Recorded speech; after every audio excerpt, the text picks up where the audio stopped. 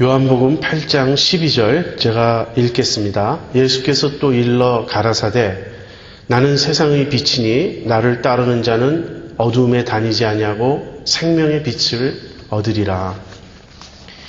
우리가 지난주에 7장까지 공부했습니다. 오늘은 요한복음 8장과 9장을 계속해서 공부하도록 하겠습니다. 그런데 우리가 요한복음 7장의 맨 마지막 절 53절 각각 집으로 가고 그 9절부터 8장 11절까지의 본문에 대해서 우리가 좀 생각해 볼 바가 있어요. 고대의 사본들, 이제 성경의 원본이 쓰여진 다음에 그 후에는 그 당시에는 무슨 복사기가 없었으니까 손으로 그걸 전부 베껴서 이것을 전파했죠. 그렇게 손으로 베낀 그런 것들을 우리가 사본이라고 말합니다. 그런데 사본 자체도 또 시간이 지나가면 낡아져서 없어지게 되죠. 그러니까 원문도 없어지고 또 최초의 사본도 없어지고 그 사본에서 또 복사한 것이 남고 그래요. 그래서 사본이 또 사본을 낳고 또 사본을 낳고 그렇게 해서 내려오는 것인데 지금 우리에게 그 현존하는 우리가 가지고 있는 가장 오래된 사본들은 4세기경의 사본까지 있습니다. 물론 신약의 경우 이 요한복음 같은 경우는 2세기 초까지 거슬러 올라가요. 굉장한 거죠. 그런데 아무튼 그런 오래된 사본들을 조사해 보면 전부 이 본문이 없는 거예요. 거기에. 이 본문이 발견되는 것은 훨씬 후대의 사본입니다. 그러면 이것을 어떻게 해석할 것인가? 누군가가 이 본문을 요한복음의 이 자리에 집어넣은 것입니다. 중간에. 그래서 고대 사본에는 없는데 그 후에 어떤 사본에 이것이 들어가게 되었고 그 다음에 그 사본에서 또 복사한 또 이 만들어낸 사본들이 이제 뒤에 이렇게 퍼져가면서 뒤에 사본들에는 나오게 된다는 거예요. 아마 이 본문은 이렇게 떠돌아다니는 그러한 글이었을 거라고 학자들은 생각합니다. 언제 어디서 출발했는지 모르지만 예수님에 관한 기사로 떠돌아다니다가 이 요한복음에 누군가가 집어넣은 게 틀림없어요. 그리고 이 본문에 나오는 어휘들을 조사해 보면 요한복음의 다른 부분들과 상당히 많이 다릅니다. 그래서 결론은 이 7장 53절부터 8장 11절까지의 본문은 요한복음의 본래에 속한 부분이 아니라는 것이에요. 대부분의 학자들이 이 점에 있어서 일치합니다. 심지어는 어떤 학자들은 이 본문을 성경 안에 이렇게 집어넣어 두는 것도 반대하는 그런 입장이 있습니다. 그런데 아이러니한 것은요, 성경을 잘 모르는 사람들도 이 이야기는 굉장히 잘 안다는 거예요. 이번에 한국에서 학력 위조 사건으로 불거진 그 신정아 씨의 사건이 있지 않습니까? 거기에 대해서도 어떤 분들의 그 글을 읽어보면 예수님의 이 글을 인용하면서 죄 없는 자가 돌로 치라고 했으니 당신들은 그렇게 떳떳한가? 이런 반론이 있는 것도 제가 읽어보았습니다. 다시 말해서 굉장히 유명한 본문이라는 거예요. 그런데 성경의 본래 요한복음에는 속하지 않은 본문이라는 것입니다. 그래서 제가 여기에 대해서는 아주 짧게 설명하고 넘어가도록 하겠습니다. 여러분이 잘 아시는 내용일 거예요. 사람들이 예수님에게 현장에서 가늠하다 붙잡힌 여인을 데리고 옵니다. 그리고는 예수님에게 이런 질문을 해요. 모세의 법에는 이러한 여자를 돌로 치라 그랬는데 선생님은 어떻게 판결하시겠습니까? 이것은 일종의 셋업이에요. 이 사람들이 꾸며낸 일입니다. 현장에서 가늠했다는 것은 혼자 할 수 있는 일이 아니죠. 도대체 남자는 어디 갔을까요? 이 여자를 함정에 빠뜨리고 그 다음에 이 일을 꾸민 다음에 이것을 예수님에게 가져오려고 만들어낸 일임에 틀림없습니다. 그런데 이 여인을 이렇게 붙들어서 현장에서 이 가늠하다 붙잡혔으니 돌로 쳐 죽여야 하는데 당신은 어떻게 판결하겠습니까? 이런 질문은 함정인 것이 예수님이 어느 쪽으로 답변해도 걸리게 되어 있다는 거예요. 여러분 그 공간복음에 보면 그 바리새인들이 예수님에게 와서 가이사에게 세를 바치는 것이 옳습니까? 그럽니까? 이런 질문하죠. 그때도 똑같은 경우예요. 만약에 가이사에게 세를 바쳐라 이렇게 말하면 로마 법은 지키는 거지만 유대의 율법에는 어긋나는 일이 될 수 있어요. 반면에 가이사에게 세를 바치지 말라. 그러면 유대의 법에는 일치할지 몰라도 로마 법을 어기는 것이 되죠. 이 상황도 똑같습니다. 만약에 이 여자를 돌로 쳐라. 그러면 유대의 모세의 법에는 맞겠지만 사실은 그 당시 이 유대 사회에는 사람을 돌로 치는 것이 허용되지 않습니다. 이 사형은 유대 총독만이 행할 수 있는, 즉 로마의 총독만이 행할 수 있는 권한이에요. 사형권을 유대 민족이 갖고 있지 못합니다. 그러므로 돌로 쳐라 그럴 때는 로마의 법에 어긋나는 거죠. 일종의 월권을 하는 것이 되고요. 무엇보다도 그동안 죄인들에게 자비를 강조해 오신 주님 자신의 가르침에 어긋나게 된다는 그런 면이 있어요. 그러면 용서해 줘라, 돌로 치지 마라. 그러면 모세의 법을 어기는 게 되는 거예요. 이렇게 양쪽을 다 걸리도록 만들어 놓고 왔습니다. 그때 예수님이 땅에 무엇인가를 쓰셨어요. 여기에 대해서 굉장히 해석이 많습니다. 무엇을 쓰셨을까? 그래서 예수님이 사람들의 죄를 하나씩 하나씩 썼다든지 사람들이 그걸 보고 마음에 찔려서 갔다든지 여러 해석이 있는데요. 제가 볼 때는 그 내용은 중요하지 않아요. 예수님이 잠시 생각하는 시간을 가지시면서 우리도 뭔가 생각할 때 땅바닥에 이렇게 쓰면서 생각할 수 있지 않습니까? 그런 정도의 행동이었다고 생각해요. 그러면서 예수님이 답변을 안 하시자 사람들이 자꾸 이제 조릅니다. 빨리 판결하라고. 당신의 생각은 무엇이냐고. 그때 예수님이 일어나셔서 너희 중에 죄 없는 자가 먼저 돌로 쳐라. 이렇게 답변을 하시죠. 이 말을 듣자 사람들이 들고 있던 돌을 한 사람 한 사람 땅에 떨어뜨리고는 흩어졌다는 이야기예요. 그러자 마지막으로 예수님이 여인과 예수님 둘만 남았을 때 여인이여, 여자여, 너를 고소하던 자들이 다 어디에 갔느냐? 아무도 없습니다. 나도 너를 정죄하지 아니하노니 가서 다시는 죄를 범하지 말라. 그렇게 말씀하셨다는 거예요. 여기서 우리가 배울 교훈이 몇 가지 있습니다. 첫 번째는 예수님에 대한 교훈인데요. 예수님은 세상을 심판하러 오시지 않고 구원하러 오신 분임을 여기서도 우리가 보게 됩니다. 만약에 예수님이 심판하러 오셨다면 무엇보다도 이 여인을 예수님이 먼저 정죄하셨겠죠. 그러나 예수님은 정죄하고자 하지 않으셨습니다. 또 하나, 예수님은 너희 중에 죄 없는 자가 먼저 돌로 쳐라 그랬을 때 사람들이 흩어졌을 때 예수님 자신은 뒤집어 이야기하면 죄가 없으시다는 거예요. 예수님은 죄가 없으십니다. 이 여인에게 유일하게 판결을 내릴 수 있는 권한을 가지신 분이 사실 예수님이었어요. 그래서 예수님은 죄가 없으셨을 뿐 아니라 또 죄를 사하실 권세를 갖고 계셨습니다. 마치 중풍병자에게 소자여 내 죄의 사함을 받았느니라 말씀하신 것과 같아요. 그 다음에 예수님은 이 도덕적인 죄보다도 영적인 교만과 위선을 더 미워하셨습니다. 지금 이 상황에서 예수님이 누구에게 더 분노하셨을까요? 현장에서 가늠하다 잡혀온 여인일까요? 아니면 이 여인을 데리고 온 이 유대인들일까요? 이 바리새인들일까요? 예수님은 아마 그들의 위선과 그들의 영적 교만을 더 미워하셨을 것 같습니다. 자, 그렇다면 이 바리새인들은 왜 이런 행동을 했을까? 바리새인들은요, 어떤 문제가 있냐면 율법의 문자만 알았지 그 정신을 몰랐습니다. 즉 사랑을 몰랐다는 거예요. 이 여인에 대해서 조금의 긍휼도 가지고 있지 않았습니다. 그리고 또 한 걸음 나아가서 자신의 죄를 보지 못했어요. 예수님의 이러한 예수님이 이렇게 확 찌르기 전까지는 자기 자신들을 돌아볼 생각을 하지 않았습니다. 사실 우리들도 마찬가지입니다. 우리들이 다른 사람에게 비판하고 비난할 때 그 내용은 정말 예리해요.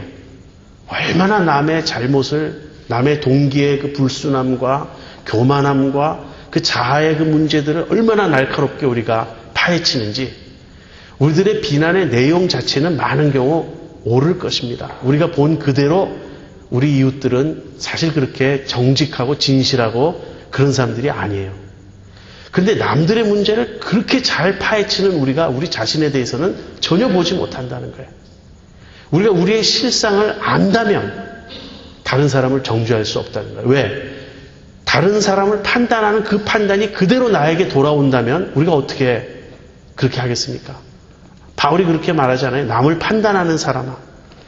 물론 내가 누구든지 판단하는 그것으로 내가 너를 정죄하는 것이라고. 그래서 바로 이 바리새인들의 문제는요. 여인의 죄는 보았지만 자신들의 죄는 몰랐던 거예요. 율법의 문자는 알았지만 율법의 정신은 몰랐던 겁니다. 그리고 이들의 가장 큰 실수는 예수님에 대한 오해입니다. 즉 자기 자신들이 예수님을 올무에 걸려 넘어지게 할 수 있다고 생각하는 것, 예수님을 시험의 대상으로 생각하는 것이야말로 예수님에 대한 오해죠. 근데 정말 예수님의 대답은 너무너무 지혜로우세요.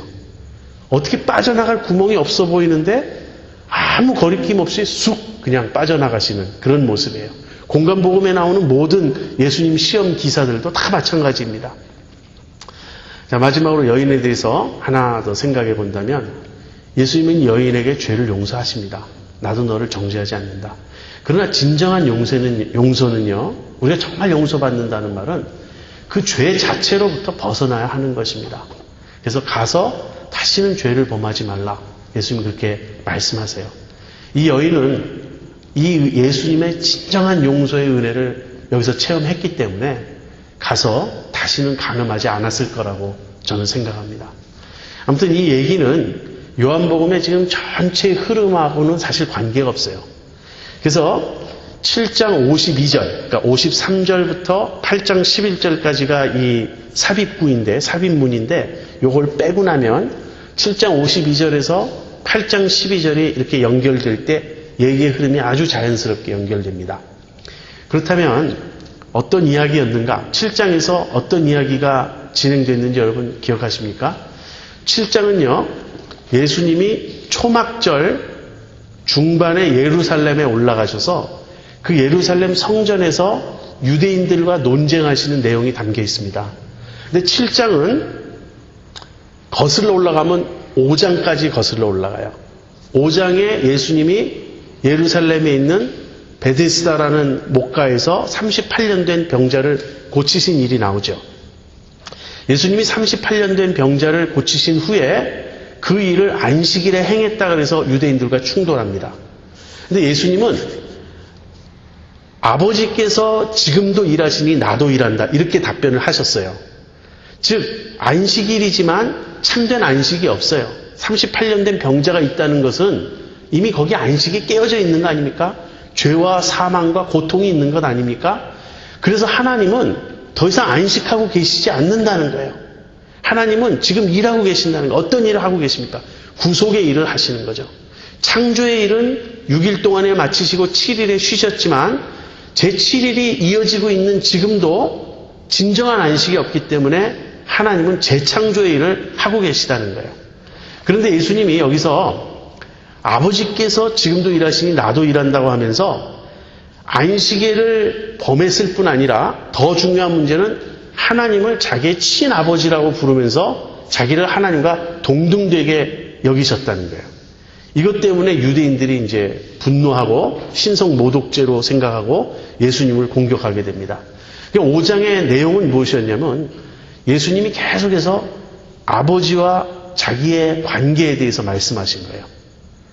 그 다음에 그 이야기가 이제 7장에 건너오는 겁니다. 그런 5장의 이야기는 사실은 많은 학자들이 6월절에 일어난 일로 봐요. 5장 자체에는 6월절이란 말이 나오지 않고 단순히 안식일에 그러한 일이 유대인의 어느 절기가 있었는데 마침 그 절기가 또 안식일에 해당됐다는 그 정도만 나오는데 아마도 6월절이었을 것이라고 사람들이 생각합니다. 그러면 6월절부터 초막절까지는 한 6개월의 기간이 지나요. 그래서 6월절에 한 6개월 전에 예수님이 예루살렘 성전에서 그런 일을 하셨어요. 병자를 고치고 유대인들과 논쟁을 벌이셨어요. 그랬다가 갈릴리로 가셨다가 거기서 오병이어의 기적도 행하시고 그랬는데 그 후에 다시 초막절에 이 예루살렘으로 올라오신 겁니다. 예수님이 예루살렘으로 올라오셔서 이제 유대인들을 만나자 유대인들이 또다시 이제 그 예수님에 대한 이런 질문을 하고 공격을 하고 회의를 해요. 도대체 당신은 누구냐? 예수님이 계속해서 이 유대인들을 혼란하게 하시는 겁니다. 사실은 예수님이 혼란하게 하시는 것이 아니고요. 유대인들이 예수님이 행하신 일을 보았지만 믿지 못하는 거예요. 표적을 보았지만 그 표적이 가리키는 진정한 실상, 진정한 진리를 깨닫지 못한 겁니다. 지금 7장의 그 논쟁이 8장에 이어지는 거예요.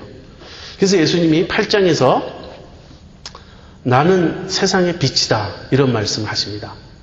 근데 예수님이 자기 자신을 세상의 빛이라고 말씀하실 때에는 이것이 초막절과 연관이 있다고 학자들은 말해요. 초막절에 이 사람들이 어떤 의식을 행하냐면요. 예루살렘 예루살렘에 실로암이라는 그 못이 있습니다. 이 실로암이라는 연못은 예루살렘 성 밖에 기온이라고 하는 샘이 있는데 이것을 히스기야 왕 때 이 지하 터널을 뚫어가지고 이 예루살렘 성 안으로 끌어들인 연못이에요. 이 샘물이에요. 그래서 실로암 못에 가서 물을 길러요, 사람들이. 그리고는 성전에 가서 붓는 의식을 행합니다. 그래서 물에 대한 의식이 나와요. 그래서 예수님이 7장에서 누구든지 목마르거든 내게로 와서 마셔라. 이렇게 자신이 생수가 되심을 선포하셨고요. 그 다음에는 이 밤에, 이 초막절 기간 내내 밤에 횃불을 들고 이 성전을 밝히는 그런 의식이 있었습니다. 여러분, 성전은 이렇게 굉장히 아름다웠어요. 특별히 예수님 당시에 헤롯이 짓고 있는 이 성전은 그 웅장함이라든지 모든 것이 실제 솔로몬의 성전보다 더 웅장했다 그래요. 더 멋있었다 그래요. 그리고 성전의 이 꼭대기는 이 금으로 이렇게 쌓아가지고 멀리서 볼 때 빛이 휘황찬란하게 햇볕이 반사되는 그런 모습이었다고 합니다. 그런데 밤에 횃불을 켜고 많은 사람들이 성전 주위를 돌면요. 그 이 횃불에 이 성전이 반사되면서 얼마나 그 모습이 아름다웠겠습니까? 이런 의식들이 초막절에 행해졌다는 거예요. 예수님은 물에 대해서도 언급하셨고 이 빛에 대해서도 언급하시는 거예요. 내가 세상의 빛이다. 그러므로 나를 따르는 자는 어두움에 행하지 않을 것이다. 그래서 이제 사람들이 당신이 당신 자신에 대해서 그렇게 주장하는 것은 말이 되지 않는다. 스스로 증거하는 것이 무슨 의미가 있는가. 그래서 예수님은 내가 나에 대해서 증거할지라도 내 증거는 참되다. 이렇게 말씀하십니다. 왜 그런가? 나는 어디서 와서 어디로 가는지 알기 때문이다. 여러분, 이렇게 말할 수 있는 사람이 있겠습니까? 제가 어디서 읽은 이야기인데요. 하루는 쇼펜하우어라는 철학자가 공원 벤치에 앉아서 깊은 상념에 잠겨 있었습니다. 공원지기가 쇼펜하우어한테 가서 이제 문 닫을 시간이요. 당신 도대체 어디서 왔소? 이렇게 질문을 합니다. 그래서 쇼펜하우어가 내가 지금 그것을 몰라서 묵상 중이요. 이렇게 답변했다는 얘기가 있어요. 우리들이 다 그렇지 않습니까? 난 도대체 어디서 와서 어디로 가는가? 그걸 몰라서 최희준 씨는 인생은 하숙생이라고 그렇게 말하지 않았습니까? 우리 중에 아무도 우리가 어디서 와서 어디로 가는지 몰라요. 그것이 큰 신비입니다. 인생의 의미는 무엇인가? 예수님은 유일하게 그 말씀을 하실 수 있는 분이에요. 나는 어디서 와서 어디로 가는지 알기 때문에, 즉 나 자신에 대해서 완전한 실상을 나는 알고 있다는 거예요. 사람들은 몰라요. 사람들은 자기가 자기 자신이 어떤 존재인지를 모르니까 자기에 대해서 말해봤자 그것이 참된 증거가 되기 어려워요. 그래서 될 수 없어요. 예수님은 아신다는 거예요. 나는 내가 어디서 와서 어디로 가는지 알기 때문에 내 증거는 참되다. 근데 너희들은 내가 어디서 와서 어디로 가는지 알지 못한다. 너희들은 사람을 외모로 판단할 뿐이다. 예수님이 그렇게 말씀하셨습니다. 외모로 판단하지 말고 공의로 판단하라고. 그러면서 예수님이 자기에 대해서 증거하시는 분이 또 계시다고 말해요. 누구냐면 바로 아버지이십니다. 나를 보내신 자가 나와 함께 하시도다. 사실 예수님이 행하시는 모든 일은 하나님이 하시는 일이에요. 예수님을 통해서. 예수님은 하나님이 하시는, 아버지가 하시는 일을 보고 그대로 하시고 또 아버지께서 시키시는 일만 하십니다. 그래서 예수님이 너희들이 계속 나에 대해서 궁금해하고 의심하고 회의하고 나를 공격하고 비난하는데 나는 아버지께서 보내서 온 자다. 나는 세상의 빛으로 왔다. 이 내 증거는 참되다. 이렇게 말씀하신 것입니다. 자, 이렇게 말씀을 하셨는데도 유대인들은 예수님을 몰랐습니다. 예수님의 증거를 받아들이지 않았어요. 예수님은 그 이유가 그들이 너희가 아버지를 알지 못하기 때문에 나를 알지 못하는 것이다. 이렇게 말씀하셨습니다. 그 다음 얘기는요, 예수님이 이제 내가 나 있는 곳으로 돌아갈 것이다. 예수님 그런 말씀하세요. 앞부분에서도 나의 가는 곳에 너희는 따라오지 못할 것이다. 그렇게 말씀하셨죠. 자, 예수님은 이 세상에 오셨습니다. 아버지로부터 세상에 빛이 되셔서 이 세상에 오셨어요. 근데 이 세상에 오신 예수님은 이제 곧 다시 가실 겁니다. 어디로 가십니까? 아버지에게로 가실 것이라는 거예요. 그러면서 나는 위에서 났고 너희들은 아래에서 났다. 너희들은 세상에 속했지만 나는 세상에 속하지 않았다. 그렇기 때문에 예수님의 세계와 이 유대인들의 세계는 근본적으로 엇갈려 있기 때문에 예수님이 가시는 곳을 그들은 알 수도 없고 그들은 따라올 수도 없다고 그렇게 말씀하신 것입니다. 그러면서 너희가 내가 그인 줄 믿지 않으면 너희 죄 가운데서 죽을 것이다. 그렇게 말씀하십니다.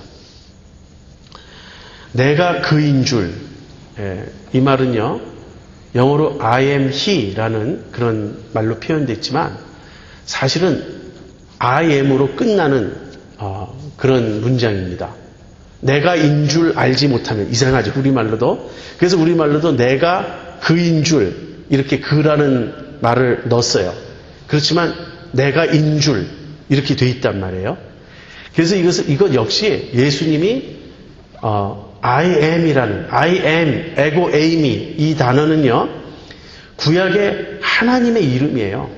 출애굽기 3장 14절에 I am that I am 나는 스스로 있는 자니라 그렇게 말씀하신 그 이름에서 기원하고요.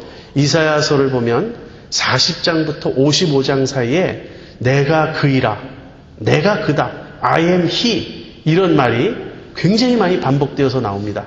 그런데 그때 그 이사야서가 구약의 히브리어에서 헬라어로 번역될 때 에고 에이미, I am이라는 단어로 다 번역되어 있는 거예요. 예수님 당시 유대인들은 히브리어 성경보다는 이 70인역 성경을 더 많이 사용했습니다. 그렇기 때문에 이들의 귀에 에고 에이미, I am 이라는 말이 나오고 뒤에 수식어가 붙지 않고 그걸로 끝나면 그것은 곧 하나님의 이 호칭, 하나님의 이름을 사용하는 것이 되었어요. 그러니까 24절에서도 예수님은 이미 그렇게 말씀을 하신 겁니다. 그러자 유대인들이 예수님에게 묻습니다. 당신 누구요? 우리에게 좀 밝히 말하라고. 내가 누구냐? 그러자 예수님, 나는 처음부터 말해온 그대로의 사람이라고. 참 답답합니다. 저는 사실 성경을 읽다 이런 교만한 생각, 건방진 생각을 해보았어요.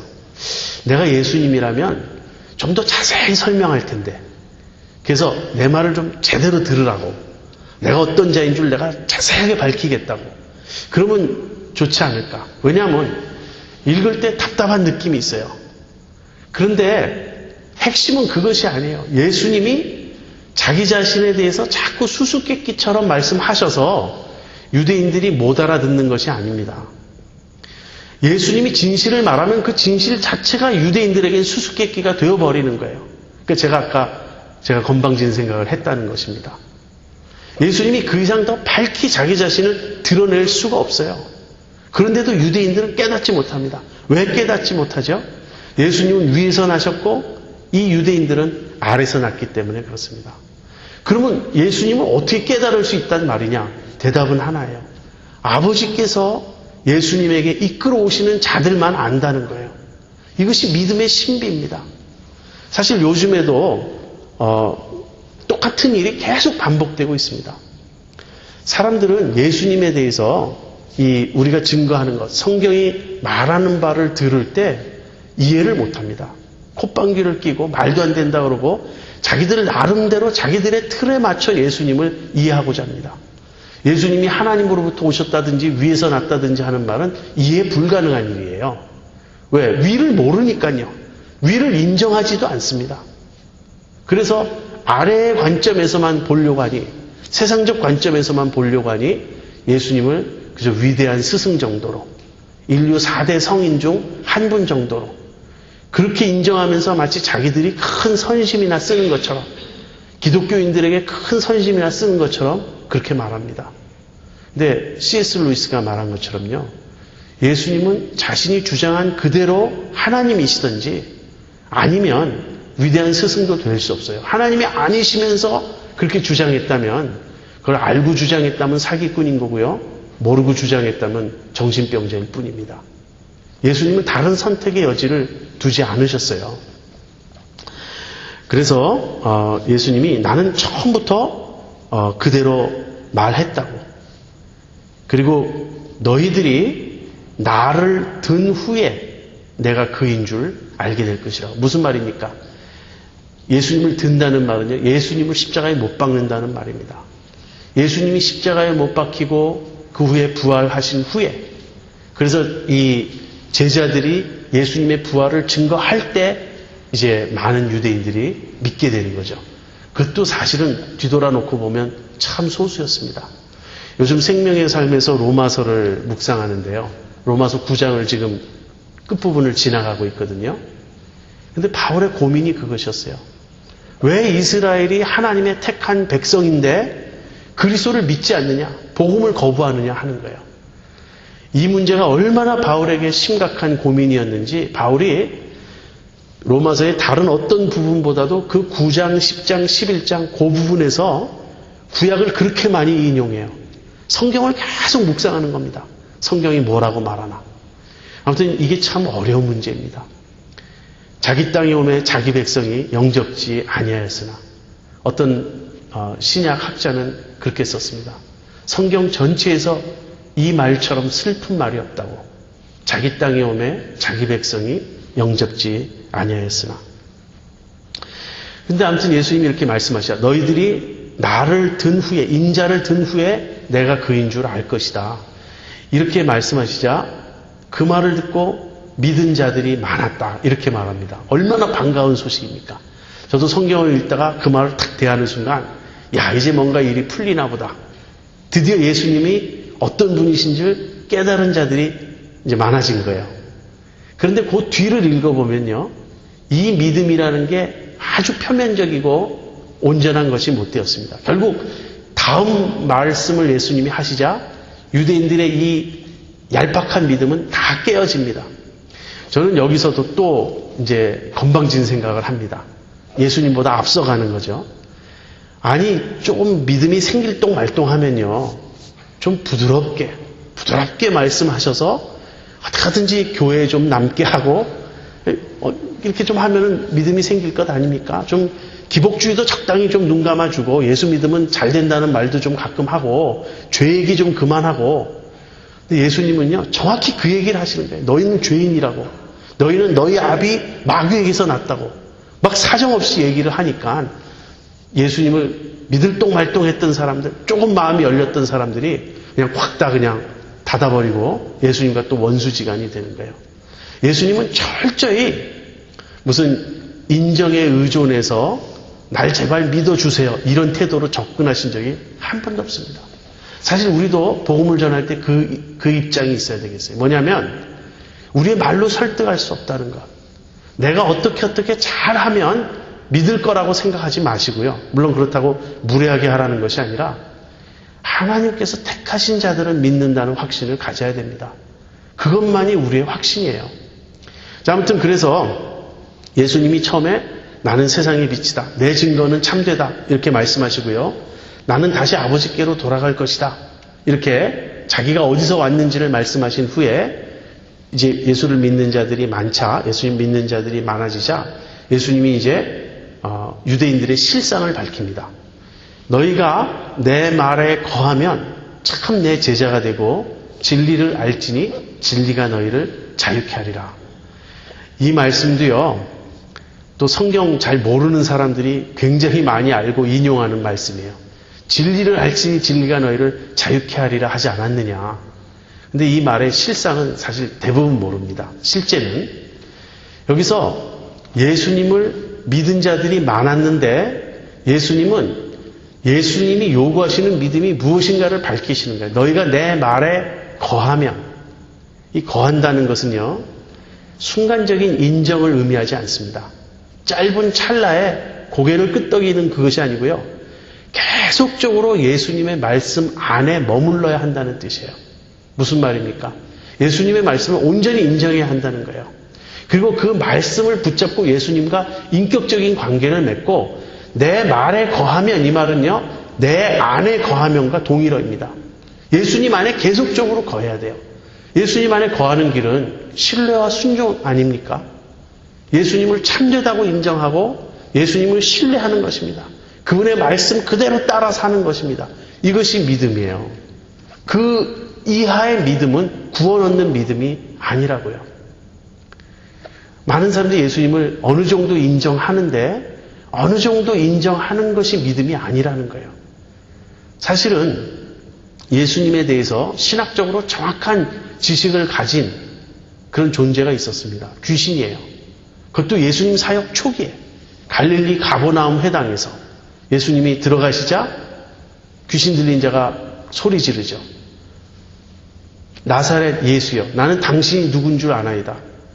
하나님의 아들이시며 세상의 구주인 줄 안다고 그렇게 고백을 해요. 아니 어떻게 그 세상의 구주인 줄 안다는 말은 지금 제가 기억이 약간 지금 혼동이 오는데 참 하나님의 아들이신 걸 알았어요. 이 귀신이. 그 이상 어떻게 정확하게 신앙 고백을 합니까? 귀신이 하나님도 믿었고 예수님도 믿었어요. 그러니까 그 정도가 구원 얻는 신앙이 아니에요. 예수님과 인격적인 관계를 맺는 겁니다. 너희가 내 말에 거할 때 참 내 제자가 될 것이다. 그러면 너희가 진리를 알 것이다. 그러면 진리가 너희를 자유케 할 것이다. 그래서 유대인들이 이렇게 답변합니다. 우린 아브라함의 자손으로서 한 번도 남의 종이 되어 본 적이 없는데 무슨 자유운운하느냐. 그렇죠. 너희가 자유케 되리라. 이 말은요, 지금 너희가 자유하지 않다는 말이에요. 너희들은 속박되어 있다. 너희들은 억압되어 있다. 너희들은 종이다. 이 말이에요. 우리가 아브라함의 자손으로 종된 적이 없는데 무슨 말을 하느냐. 이제 유대인들이 크게 마음이 상하죠. 자존심이. 그러자 예수님이 누구든지 죄를 지으면 죄의 종이라고 그렇게 말씀하십니다. 예수님이 말씀하시는 건 정치적인 자유가 없다. 어떤 그 인간적인 의미에서 남의 종이 되었다. 그 뜻이 아니고요. 영적인 의미입니다. 너희들은 죄의 종이다. 이렇게 말하는 거예요. 그러면서 아들이 너희를 자유케 하면 너희가 참으로 자유하리라. 그러니까 진리가 너희를 자유케 하리라는 말과 아들이 너희를 자유케 하리라는 말이 같은 말이에요. 즉 예수님이 진리시라는 그런 말씀입니다. 예수님을 알면 예수님과 인격적인 관계를 맺고 예수님이 실제 하나님으로부터 오신 분이고 예수님이 어떤 분이신지를 우리가 알고 믿으면 예수님이 우리를 죄로부터 건져주십니다. 죄로부터 우리를 자유케 해주십니다. 자, 그러면서 이제 예수님이 유대인들의 실상을 밝힙니다. 너희는 너희 아비 마귀에게서 났다. 유대인들은 그렇게 우리는 아브라함의 자손이고 아버지는 한 분뿐이시니 곧 하나님이십니다. 이렇게 이야기를 해요. 근데 예수님은 너희는 하나님으로부터 난 자들이 아니다. 또 아브라함의 자손도 되지 못한다. 왜 아브라함의 자손이 못 됩니까? 그 이유는요, 아브라함은 나의 때 보기를 즐거워했다는 거예요. 그렇죠. 이들은 자기 자신들이 모세를 믿는다고 하는데 사실은 너희는 모세도 믿지 않는 거라고 예수님 말씀하셨어요. 왜냐하면 모세가 나에 대해서 증거했는데 너희들이 나를 안 믿으니까 모세의 글도 믿지 않는 것과 다름없다. 이렇게 말씀하셨고요. 너희들이 아브라함의 자손이라고 말하는데 그건 사실이 아니다. 왜냐하면 아브라함은 나의 때 보기를 즐거워했는데 그리고 보고서 그러니까 기뻐했는데 너희들이 아브라함과 같지 않다는 거예요. 그리고 너희는 하나님으로부터 나지 않았다는 거예요. 왜? 너희가 하나님으로부터 났다면 내가 하나님이 보낸 자인 줄 당연히 알 것 아니냐. 근데 나를 몰라보는 것은 하나님을 모르는 것이다. 그렇다면 이들의 실상은 무엇입니까? 이 유대인들의 실상은요, 너희는 너희 아비 마귀에게서 났다. 마귀는 어떤 자입니까? 예수님이 마귀에 대해서 두 가지를 말씀하세요. 그는 처음부터 살인한 자요, 거짓말장이라는 거예요. 여기서 처음부터 살인한 자, 최초의 살인자, 무슨 말입니까? 아담과 하와를 가리키는 거예요. 마귀가 아담과 하와를 죽게 만든 장본인이에요. 어떻게? 거짓말로. 그러니까 마귀는 거짓말장이요, 그 거짓말로 살인한 자예요. 그런데 이 유대인들이 지금 예수님을 죽이려 한다는 거예요. 예, 일부는 아니었겠지만 당국자들과 이 많은 유대인들의 마음속에 예수님을 죽여야 한다는 사리가 있었던 것입니다. 이 마귀가 어떻게 거짓말하죠? 하나님은 선악과를 따먹지 말라 그랬어요. 이것을 따먹는 날에는 너희가 정령 죽을 것이다. 그런데 사탄은, 뱀은, 마귀는 하와에게 와서 그렇지 않다. 하나님의 말씀을 정면으로 반대하고 반박했습니다. 결코 죽지 않을 것이다. 그리고 하나님의 의도를 왜곡하고 오해시킵니다. 하나님이 왜 선악과를 따먹지 말라고 하셨을까요? 그것은 인간이 선악과를 따먹을 때 하나님처럼 지혜롭게 되는 것을 두려워하셔서, 시기하고 질투하셔서 그렇게 하셨을까요? 아니에요. 인간을 위해서, 사랑 때문에 그렇게 하셨습니다. 제가 이미 성경 이야기 그 앞부분에서 선악과의 의미를 여러분에게 설명했습니다. 선악과를 먹는다는 말은요, 선과 악을 내가 정하겠다는 태도예요. 근데 인간이 하나님이 정하신 선악의 기준을 받아들이고 그 하나님의 권위 아래 살 때에만 참으로 선을 깨달아 알 수 있습니다. 인간이 하나님의 자리에 올라가서 내가 선악을 정하겠다 그렇게 되면요, 모든 것은 상대주의에 빠져요. 오늘 인간의 문제가 무엇입니까? 도덕의 기준이 없어진 거예요. 상대주의에 빠진 거예요. 도덕적 상대주의. moral relativism에 빠진 겁니다. 그러니까 누가 선을 정하고 악을 정하냐. 그래서 선악의 기준을, 하나님이 정하신 대로의 선악의 기준을 무시해버립니다. 사실은 이 선악의 기준은요, 인간의 양심에 쓰여져 있어요. 이건 우리가 부인할 수 없는 일입니다. 그런데 이것을 부인하니까 인간은 자기 존재 자체를 부인하고 있는 거예요. 도덕적 상대주의에 빠지면 이것 이상 비극이 없습니다. 인간은 더 이상 선과 악을 모르게 돼요. 무엇이 선인지 무엇이 악인지도 모르고 도덕적으로 타락의 극치에 빠지게 됩니다. 이것이 모든 인간의 불행이죠. 선악과를 따먹은 인간이 깨달은 것이 무엇입니까? 자기가 벌거벗었다는 거 알게 되죠. 에덴 동산에서 쫓겨남으로 하나님으로부터 분리되죠. 그래서 영적으로 죽고 육체적으로 죽게 되죠. 이것이 마귀가 한 일이에요. 근데 오늘날에도 마귀는 똑같은 일을 하고 있습니다. 제가 볼 때 인간의 제일 큰 문제는 바로 이 마귀의 거짓말에 속아 넘어가고 있는 거예요. 즉 하나님을 오해하는 것입니다. 하나님이 정말 선이시고 사랑이신 것을 믿지 못하고 선과 악을 초월하거나 선과 악의 양면을 다 갖춘 그런 신이 온전하다고 착각하고 있는 것입니다. 그것이 범신론적인 사고방식이에요. 아무튼 하나님을 모르고 범신론이나 무신론에 빠지거나 이 도덕적 상대주의에 빠져서 이 하나님을 떠나는 이것이 지금도 마귀의 장난이고 현대의 최대의 비극인 거예요. 바로 그 마귀에게서 너희들이 났다. 예수님은 이렇게 말씀하시는 겁니다. 우리는 우리의 그 영적 아버지를 닮게 되어 있다는 거예요. 내가 하나님을 아버지로 모시고 있으면 하나님의 아들의 모습이 드러날 것입니다.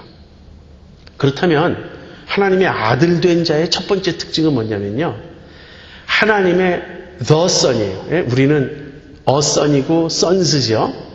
우리는 하나님의 입양된 아들들인데 우리가 하나님의 가족에 어답트 되면, 입양되고 하나님의 아들들이 되면 하나님의 아들이신 그분을 알아보는 것이 제일 첫 번째 특징인 거예요.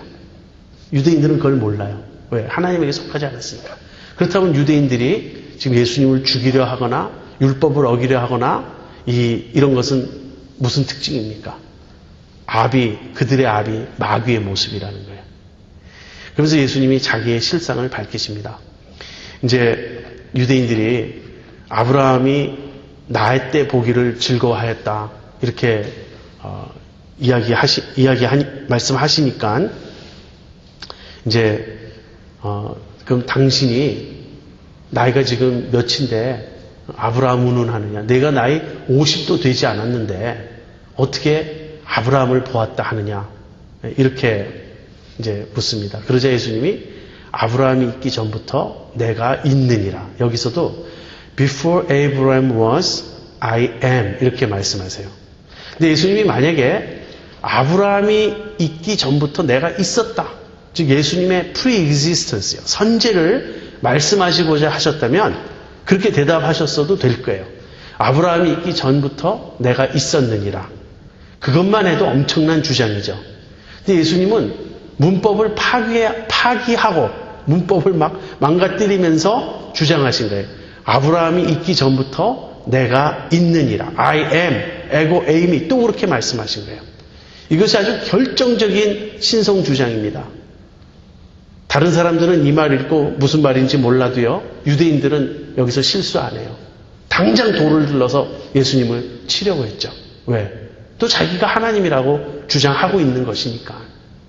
요한복음을 읽어보면 예수님의 주장은 한마디로 하나님이라는 주장이에요. 아버지와 나는 하나라든지 그 뒤에 나옵니다. 나는 아버지께서 보내서 왔다든지 아버지와 나와 함께 하신다. 이 모든 주장이 예수님이 하나님과 자기를 하나로 묶어서 말씀하시는 거예요. 이것은 도저히 용납할 수 없는 그런 일이었죠. 자, 여기까지가 8장입니다. 아무튼 예수님이 나는 세상의 빛이다. 이렇게 또 주장하시자 이걸 가지고 유대인들과 예수님 사이에 이런 여러 논쟁이 오고 갔습니다. 아무튼 결론은 무엇이냐? 유대인들은 알에서 난 존재고 그 압이 마귀에게 속한 자들이기 때문에 예수님을 못 알아본다는 거예요. 예수님은 하나님의 아들이시고 위에서부터 오신 자들입니다. 계속 어긋나고 있어요. 도대체 예수님 믿는 자는 그럼 있나? 이런 질문이 떠오르지 않습니까? 9장에 가면 예수님을 믿는 한 사람이 등장합니다. 우리 잠시 브레이크 타임 갖고 돌아와서 9장 공부하겠습니다.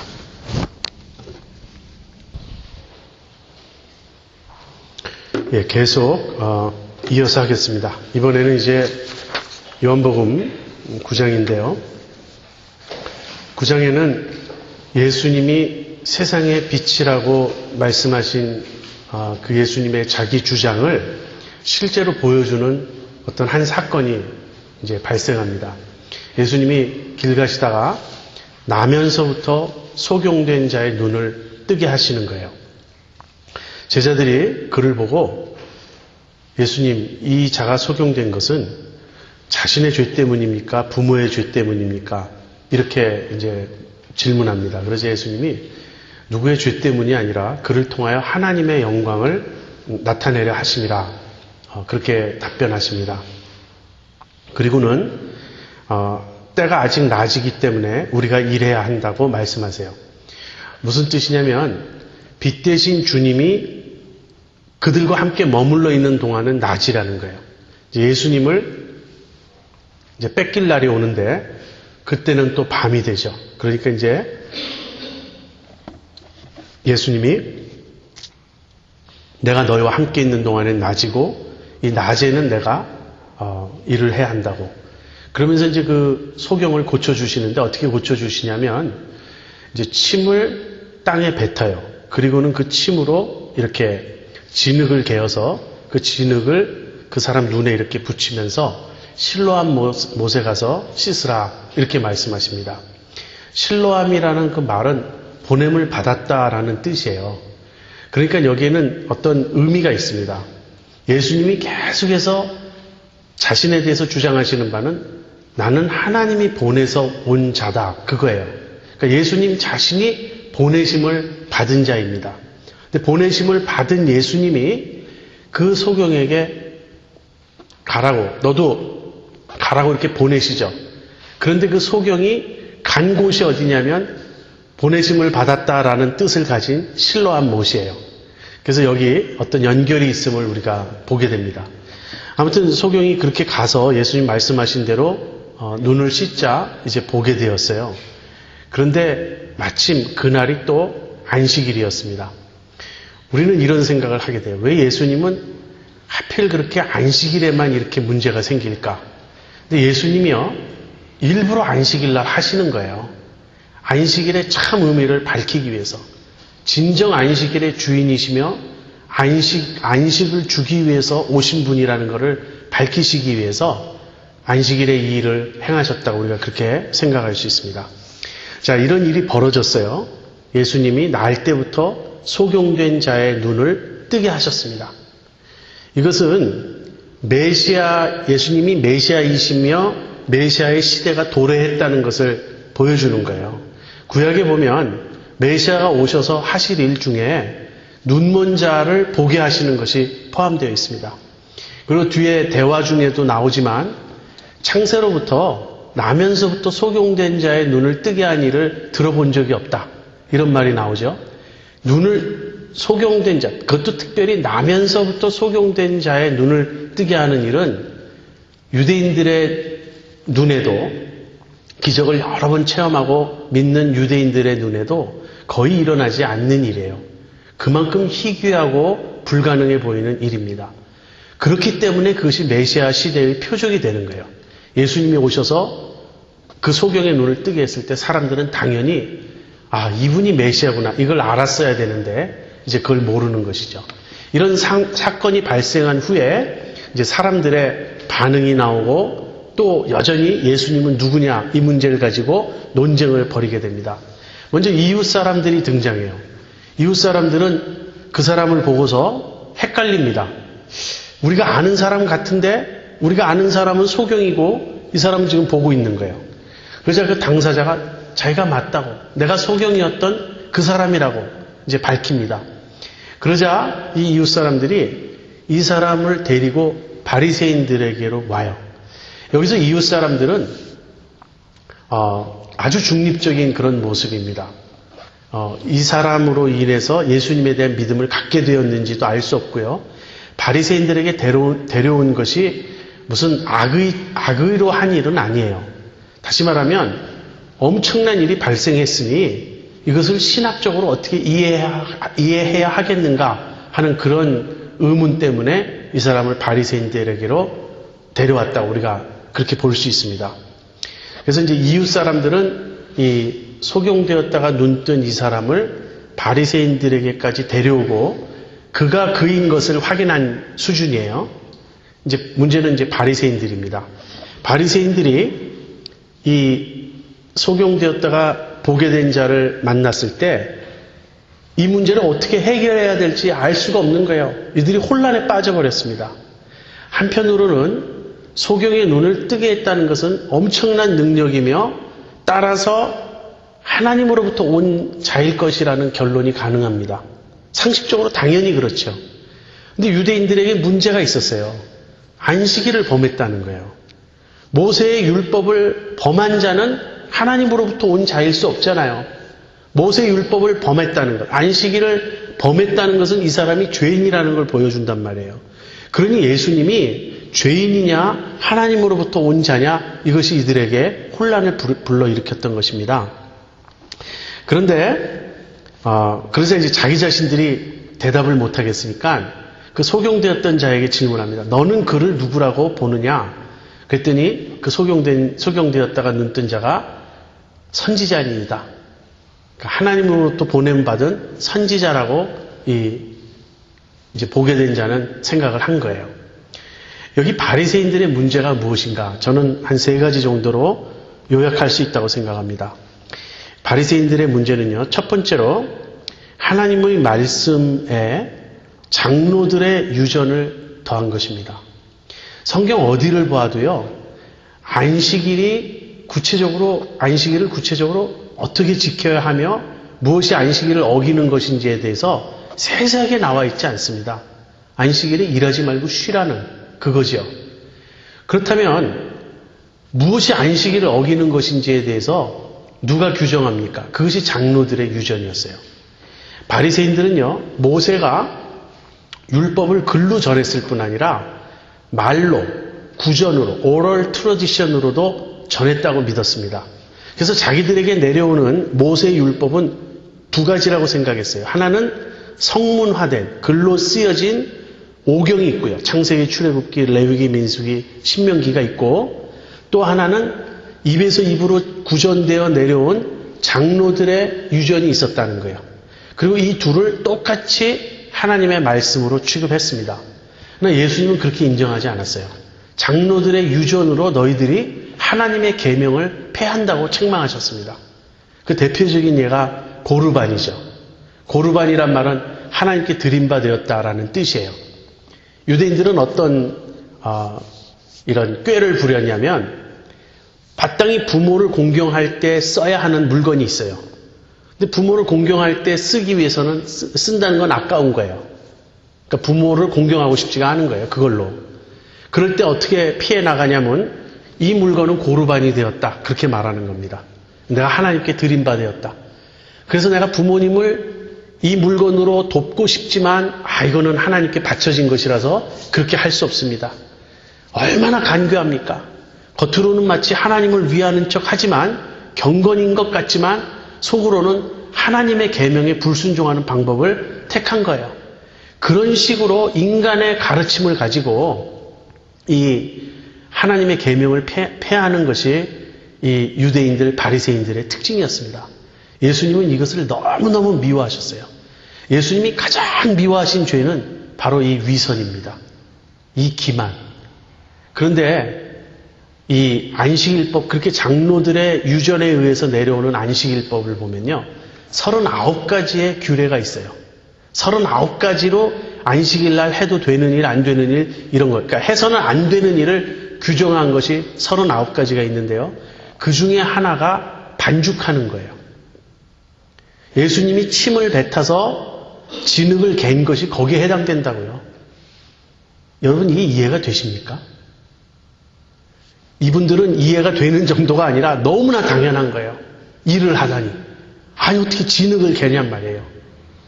그리고 다른 데를 보면요.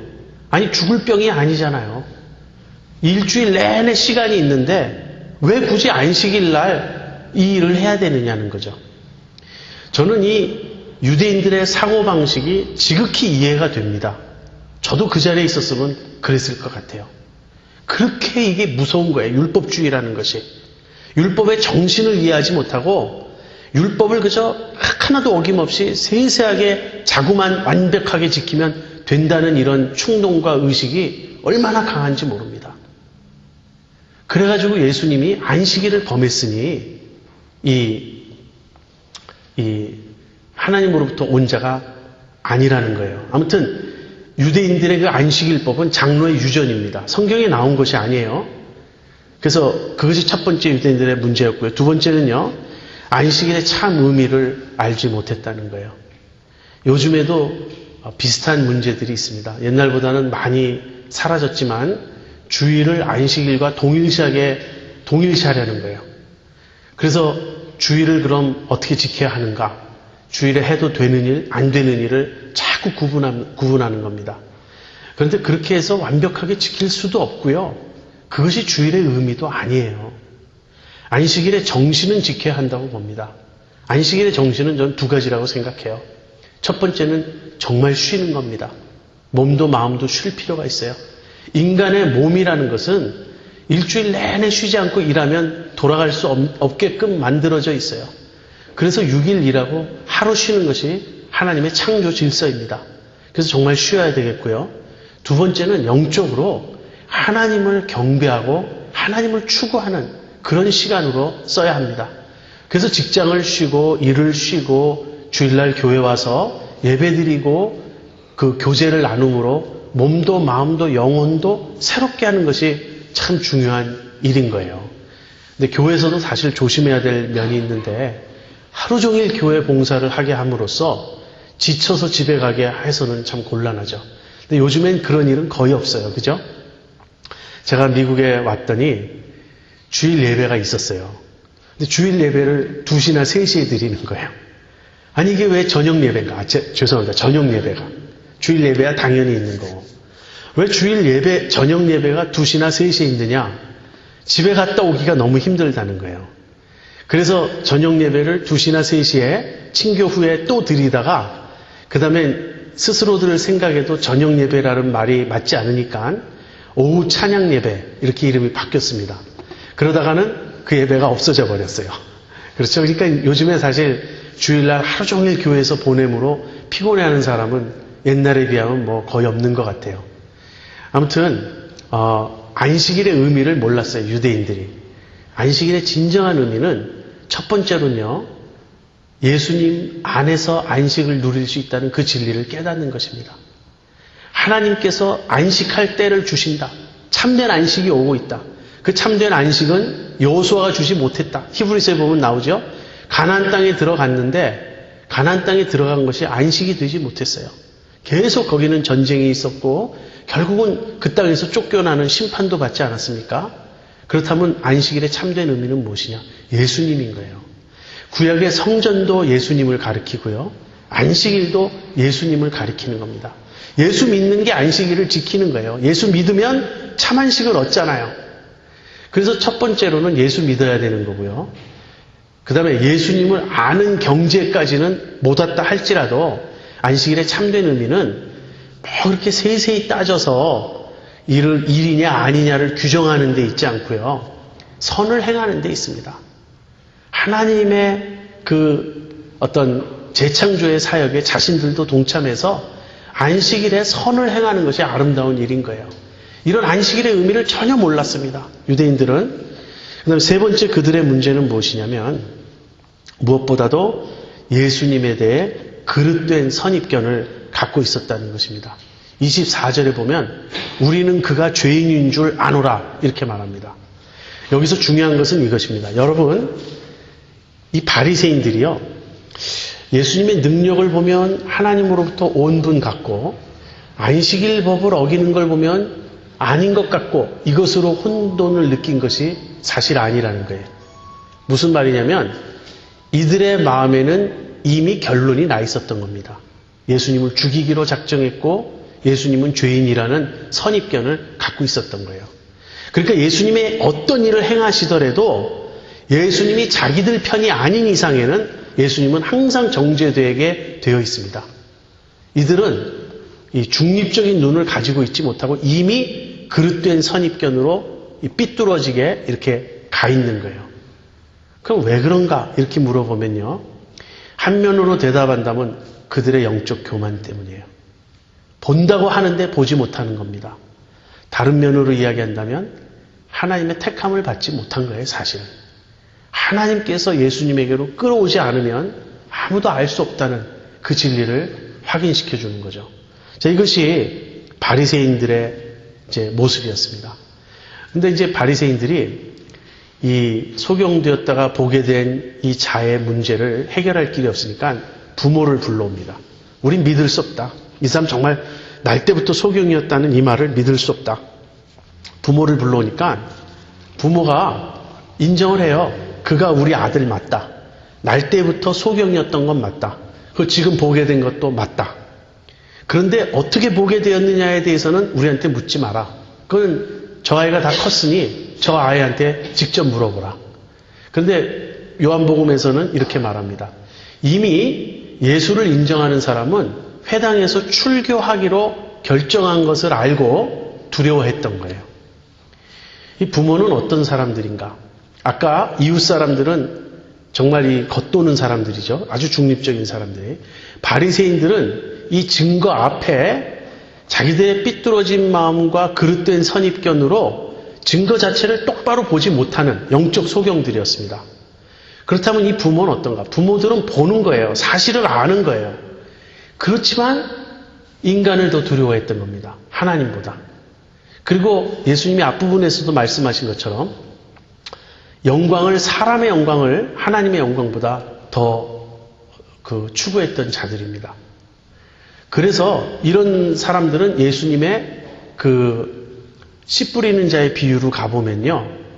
마치 가시떨기와 같은 거예요.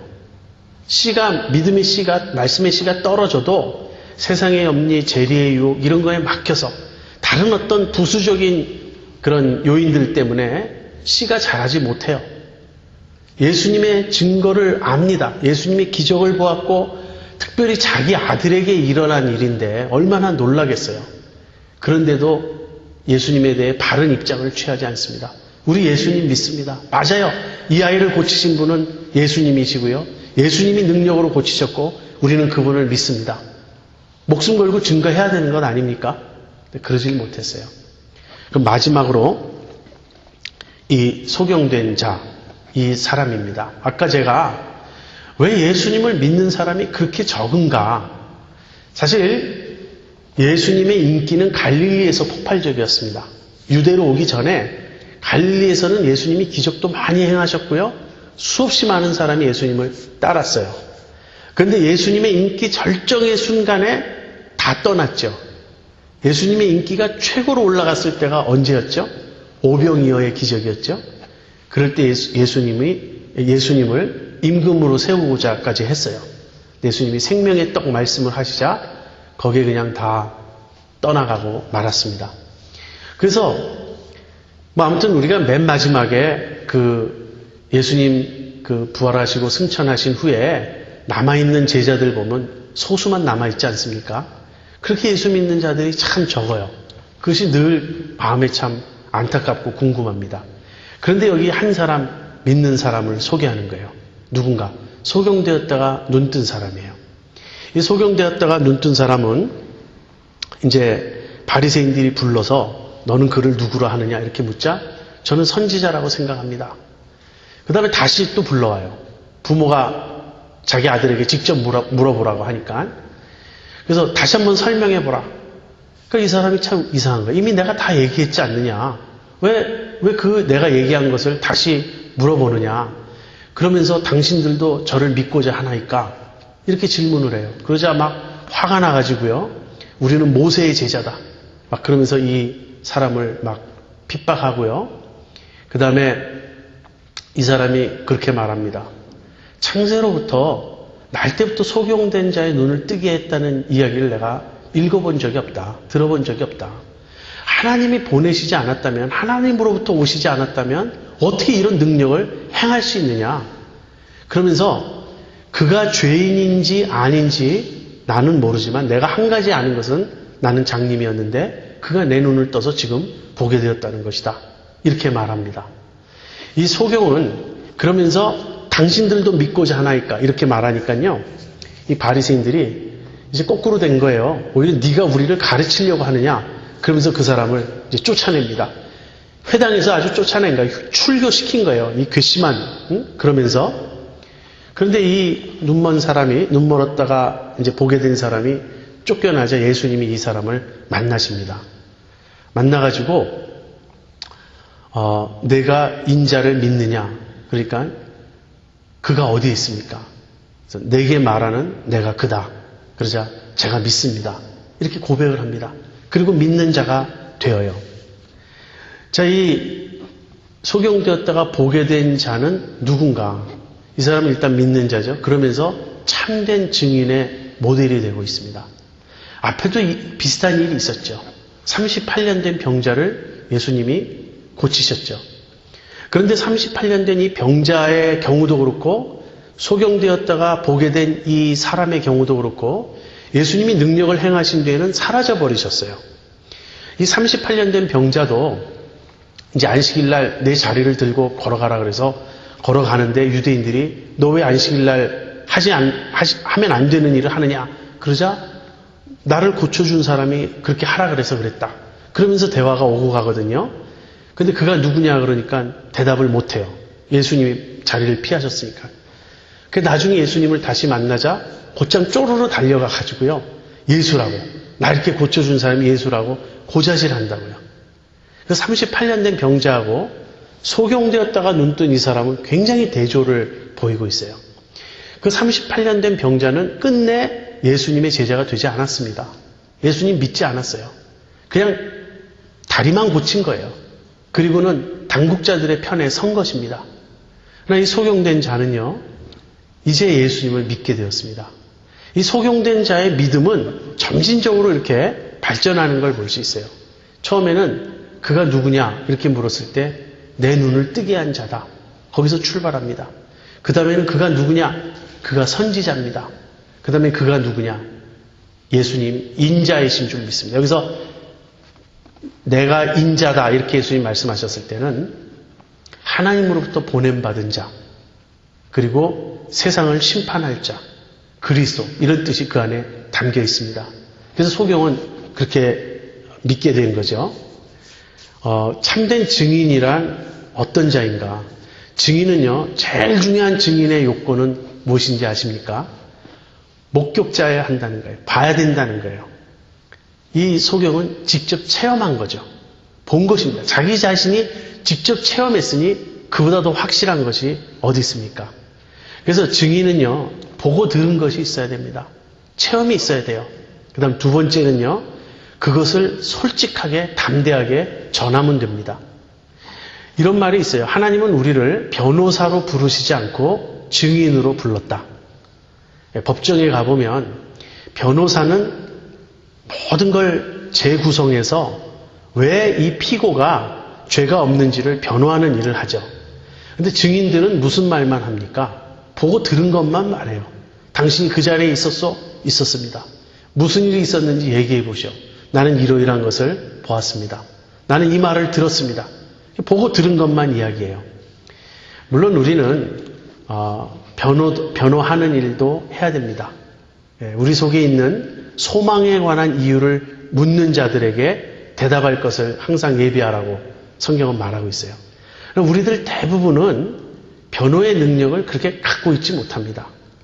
그런 일들은 변증론자들, 신학자들, 특별 훈련을 받았거나 은사를 가진 전문가들이 있습니다. 우리는 예수님을 변호할 수 있는 능력이 없어도 돼요. 우리가 해야 할 일은 증거하는 겁니다. 본 대로, 들은 대로, 경험한 대로 말하면 됩니다. 사실 제일 강력한 전도 방법은요, 간증이에요. 기독교에 대해서 이론적으로 설명하면 대체로 논쟁에 휩쓸리기 쉽고요.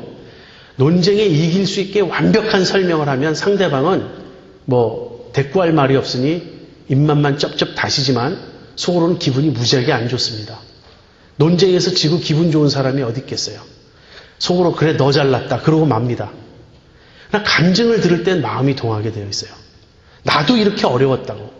나도 마음이 지옥 같았다고. 근데 예수님 만나고 내가 평화를 얻었다고. I was blind but now I see. 나는 장님이었지만 지금은 본다. 이것이 얼마나 강력한 증거입니까?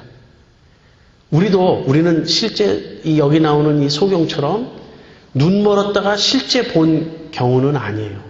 그런 경우는 굉장히 드뭅니다. 그래서 표적이라고 하는 거예요. 예수님이 지상에 계셨을 때 장님마다 다 쫓아다니면서 눈뜨게 해주시지 않았습니다. 그저 몇 사람 눈뜨게 해주셨어요. 그리고 예수님 후에 그런 일이 교회 역사 속에서 아주 드물게 있지만 대부분은 없습니다. 주님 다시 오시면 우린 다 온전해질 거예요. 그때는 장님도 더 이상 없을 거고 절름발이도 없을 거고 문둥병자도 없을 거고 중풍병자도 없을 것입니다. 우리 몸이 부활하면 그때는 영원히 죽지 않는 생명을 얻게 될 것입니다. 그러나 지금은 영적으로 이걸 보아야 돼요. 우리 역시 장님이었습니다. 그런데 이제 보게 된 거예요. 그러니까 우리가 보게 되었다면, 내가 예수님이 참으로 하나님의 아들이시며 세상에 오시는 구주인 줄 내가 보게 되었다면 이제 우리도 당연히 예수님의 증인이 되어야 됩니다. 자, 마지막으로 예수님이 하신 말씀은 무엇인가? 예수님은 내가 세상을 심판하러 왔다 이렇게 여기서 말씀하세요. 근데 앞부분에서 그랬죠. 내가 세상을 심판하러 오지 않고 세상을 구원하러 왔다고. 그래서 여기서 앞부분에서 하신 말씀을 정면으로 대치되는 그런 말씀을 여기서 하고 계신데요. 이 말의 뜻은 이것입니다. 예수님이 오시면요, 예수님에 대한 사람들의 반응으로 인해서 심판이 저절로 일어난다는 거예요. 즉 예수님이 심판을 행하셔서가 아니라 사람들이 스스로 심판을 자초하게 되어 있어요. 예수님이 오심 자체가 인류를 둘로 나누는 그 결과를 가져오게 됩니다. 예수님에 대한 반응으로 인해서. 그렇다면 예수님이 오실 때 어떤 반응이 일어나는가? 여기 굉장한 요한의 아이러니가 있습니다. 보는 자들은 보지 못하고 보지 못하는 자들은 본다는 거예요. 여기서 보는 자들은 보지 못하고 라는 말은요, 스스로 본다고 생각하는 사람들이에요. 스스로. 실제 보는 게 아니라 스스로 본다고 생각하는 사람들입니다. 누굽니까? 다 잘난 사람들이었어요. 유대 당국자들, 바리새인들. 니고데모 같은 경우는요, 보는데 굉장히 오랜 시간이 걸린 사람이에요. 저는 니고데모가 나중에 예수님의 제자가 되었다고 믿습니다. 나중에 우리가 이제 요한복음의 뒷부분에 가보면 예수님 장사 지내려고 할 때 니고데모가 향료를 70근을 가져와요. 그리고 아리마대 요셉이라는 숨어있던 제자가 있습니다. 이 사람은 예수님의 공생애 중에는 자신의 정체를 드러내지 않다가 예수님이 돌아가시자 빌라도에게 가서 시체를 달라고 요구해요. 자기 무덤에 안치하겠다고. 그래서 이 두 사람이 예수님의 시신을 장례 준비합니다. 거기서 아리마대 요셉도 숨은 제자에서 자신을 드러냅니다. 그리고 니고데모도 거기서 자신을 드러내요. 그래서 니고데모는 예수님을 믿게 되기까지 참 시간이 많이 걸리고 더디 눈을 떠갑니다. 니고데모가 누구입니까? 가장 유대인의 최고봉 아니었어요? 그런데 거듭나지 아니하면 하나님 나라를 볼 수 없느니라. 예수님이 그에게 그렇게 말씀하셨습니다. 그도 보지 못했던 거예요. 거듭나지 않았기 때문에. 그런데 그가 보게 된 것은 참 천천히 시간이 많이 걸려서 되고요. 여기 바리새인들, 서기관들은 오늘날로 이야기하면 신학자들입니다. 서기관들 중에는 바리새인이 아닌 자들도 일부 있었지만 대부분 바리새인이었어요. 그래서 항상 둘이 같이 나옵니다. 서기관과 바리새인들. 바리새인들은 뭐 경건주의자요, 율법주의자요, 둘째가라면 서러워하는 자칭 하나님을 사랑하는 자들이에요. 자칭 정말 최고로 하나님 잘 믿는 자들이에요. 거기다 신학자들. 이런 사람들, 스스로 본다고 하는 사람들은 보지 못했습니다. 그러나 보지 못하는 걸 인정했던 사람들. 보면은 창녀, 죄인, 세리 이런 자들이 먼저 하나님 나라에 들어가지 않습니까? 먼저 보지 않습니까? 여기도 날 때부터 소경되었던 이 사람이야말로 예수님을 가장 분명하게 보았습니다. 그래서 예수님은 세상의 빛이에요. 어떤 의미에서 빛인가? 두 가지 의미로 말할 수 있습니다. 첫 번째는 심판의 빛이에요. 그것은요, 사람들의 실상을 드러내는 것입니다. 본다고 하는 자들은 보지 못함을 보여주세요. 그래서 예수님은 심판의 빛, 실상을 드러내는 빛으로 오시고요. 그 다음에 두 번째는 생명의 빛이십니다. 구원의 빛으로 오세요. 그래서 눈먼 자들의 눈을 열어주시고요. 그들로 보게 함으로써 생명을 갖게 합니다. 요한복음에서는 본다는 단어와 믿는다는 단어가 동의어예요. 그래서 보지 못한다라는 말은 결국 믿지 못하는 거고요. 본다는 말은 믿는다는 그런 말입니다. 생명의 빛, 세상의 빛 대신 주님이 오셨습니다. 사람들이 육체적인 눈으로는 그분을 다 보았어요. 그러나 영적인 눈으로 그분을 본 사람은 아주 드물었습니다. 제가 아까도 말씀드린 것처럼 그것을 인간적인 면에서 이유를 밝히라면 교만 때문입니다. 영적 교만 때문에 보지 못하는 거예요. 그러나 하나님 편에서 그 이유를 밝히라면 결국 그들은 아버지께서 예수님에게 주신 자들이 아닌 거예요. 하나님의 택하심이 없는 거예요. 아무튼 지난번에도 말씀드렸지만 하나님의 선택과 인간의 책임은 둘 다 강조해야 될 성경의 가르침입니다. 요한이 사실 둘 다 강조하고 있어요. 중요한 것은 세상에 빛으로 오신 그분을 나는 어떻게 대하고 있느냐. 나를 따르는 자는 어두움에 다니지 아니할 것이다. 주님 그렇게 말씀하셨습니다. 여러분, 우리는 이미 예수님 믿습니다. 그래서 예수님을 알고 죄로부터 자유케 되었고요. 이미 예수님 안에서 빛을 보았습니다. 그러나 계속해서 예수님의 빛을 보아야 돼요. 믿음에도 정도가 있기 때문에. 여러분 얼마나 분명히 보십니까? 세상의 빛으로 오신 주님의 빛으로 우리가 온전히 보게 되면요. 더 이상 세상의 가치관, 세상의 유혹에 우리는 흔들리지 않습니다.